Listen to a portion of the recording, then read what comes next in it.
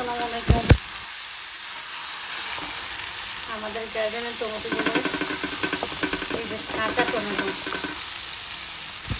টমেটোগুলো এই টমেটো চাটনি আসলে এটা চাটনি বলা যায় না, এটাকে বিরান বলে আসলে। আর টমেটো অনেকগুলো খাইছি গার্ডেন থেকে, চাটনি খাইছি, টক খাইছি, আর এখন শেষ পর্যায়ে আমরা বাজিটা খাচ্ছি। কারণ এই শেষ পর্যায়ে টমেটোগুলো অনেকটা টক হয় আর মিষ্টি হয়, এজন্য খেতে অনেক মজা বাজি হয়। প্রথম দিকে আমরা শুধু টক খেয়েছি, টেঙ্গা খেয়েছি, এগুলো খেয়েছিলাম, চাটনি খেয়েছি, আর এখন আমরা শুধু এটা দিয়ে বাজি খাচ্ছি। ইয়েস বাবু কামিন।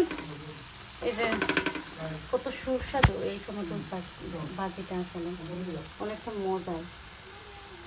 আসলে আপনারা যদি খাইতেন তাহলে বুঝতে পারতেন। আমার কাছে আসলে অবশ্যই আমি আপনাদেরকে একটু দিতাম।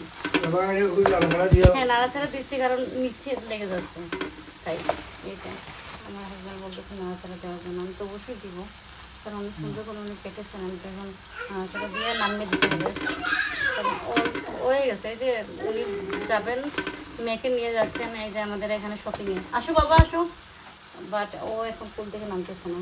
আর আমি এই ফাঁকে দিয়ে চাইছিলাম ভিডিওটা করতে, আর লম্বা করতেছে না, কারণ হচ্ছে আমার ছেলেটাকে আমি রাখতে হবে। এই টাইম আসলে অনেক বিজি টাইম, এই জন্য আমি সবাইকে সময়ও দিতে পারি না। আর সময় না দিলে দেখা যায় আমার চ্যালেঞ্জও কমপ্লিট হয় না, স্টারও পাওয়া যায় না, অনেক প্রবলেম হয়ে যায়, ডাউন হয়ে যায় আমার এঙ্গেজমেন্ট রেট। যাই হোক, আমার মেয়েটা চলে যাও, ও আবার ওইখানে গিয়ে কি জন্য খাবে। হ্যাঁ ওই যে, ওকে বাবা ওকে, আসো।